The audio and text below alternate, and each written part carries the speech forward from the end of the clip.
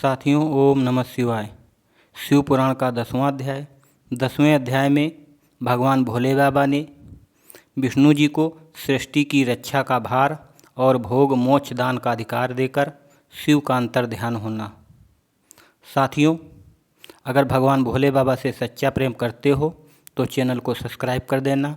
अगर माँ पार्वती जी से सच्चा प्रेम करते हो तो वीडियो को लाइक करके कमेंट बॉक्स में हर हर महादेव जरूर लिख देना। साथियों, चलिए हम आपको शिव पुराण 10वें अध्याय की कहानी बताते हैं। साथियों, भगवान श्री हरि को सृष्टि का भार, मोक्ष, भोग, दान का अधिकार देकर शिव का अंतर ध्यान होना। भगवान भोले बाबा बोले, उत्तम व्रत का पालन करने वाले भगवान विष्णु, अब तुम मेरी दूसरी आज्ञा सुनो। उसका पालन करने से तुम सदा समस्त लोकों में माननीय और पूजनीय बने रहोगे। ब्रह्मा जी के द्वारा रचे गए लोक में जब कोई दुख या संकट उत्पन्न होगा, तुम उनको संपूर्ण बल के साथ में दुखों का नाश करना और सदा उनके लिए तत्पर रहना। तुम्हारे संपूर्ण कठिन कार्यों में मैं तुम्हारी सहायता करूंगा। तुम्हारे जो दुर्जय और अत्यंत उत्कृष्ट शत्रु होंगे उनको मैं मार गिराऊंगा। हे विष्णु, तुम नाना प्रकार के अवतार धारण करके लोक में अपने उत्तम कीर्ति का विस्तार करो और सबके उद्धार के लिए हमेशा तत्पर रहो। तुम रुद्र के ध्येय हो और रुद्र तुम्हारे ध्येय हैं। तुम में, मैं, रुद्र में कुछ भी अंतर नहीं है। जो मनुष्य रुद्र का भक्त होकर तुम्हारी निंदा करेगा उसका पुण्य फल तत्काल नष्ट हो जाएगा। पुरुषोत्तम विष्णु, तुमसे जो देश यानी कोई घृणा करेगा या दुश्मनी करेगा तो मेरी आज्ञा से उसको नरक में गिरना पड़ेगा। ये बात सत्य है, इसमें कोई संशय नहीं है। तुम इस लोक में मनुष्य के लिए विशेष सहयोग और मोक्ष प्रदान करने वाले भक्तों के ध्येय तथा पूज्य होकर प्राणियों का निग्रह और अनुग्रह करो।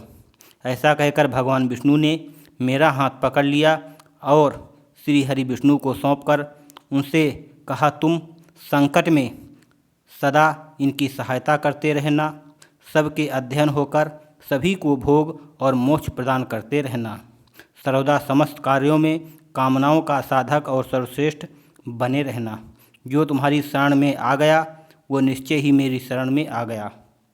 जो मुझ में तुम में अंतर समझता है वो नरक अवश्य गिरता है। इतना सुन करके ब्रह्मा जी कहते हैं, हे देव ऋषि नारद, भगवान शिव का ये वचन सुनकर मेरे साथ भगवान विष्णु ने सबको वश में करने वाले विश्वनाथ को प्रणाम करके मैं स्वयं कहा, हे श्री विष्णु, हे करुणा सिंधु, हे जगन्नाथ शंकर, मेरी बात सुनिए।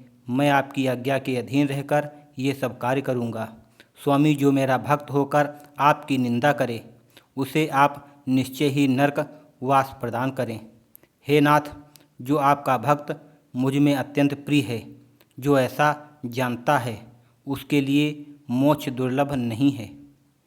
साथियों, श्री हरि का ये कथन सुनकर के दुखहारी हर ने अपनी बात अनुमोदित किया और नाना प्रकार के धर्मों का उपदेश दे करके हम दोनों के हित की इच्छा से हमें अनेक प्रकार के वर दिए।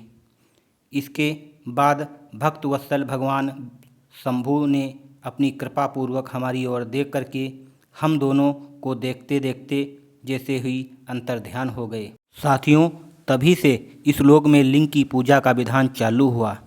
लिंग में प्रतिष्ठित भगवान शिव भोग और मोक्ष देने वाले शिवलिंग की जो वेद या अर्घा है वो महादेवी का स्वरूप है और लिंग साक्षात परमेश्वर का क्षय का अधिष्ठान होने के कारण भगवान शिव को लिंग कहा गया है, क्योंकि उन्हीं में निखिल जगत का वास होता है। महामुनि, जो शिवलिंग के समीप कोई कार्य करता है उसके पुण्य फल का वर्णन करने की शक्ति मुझ में नहीं है।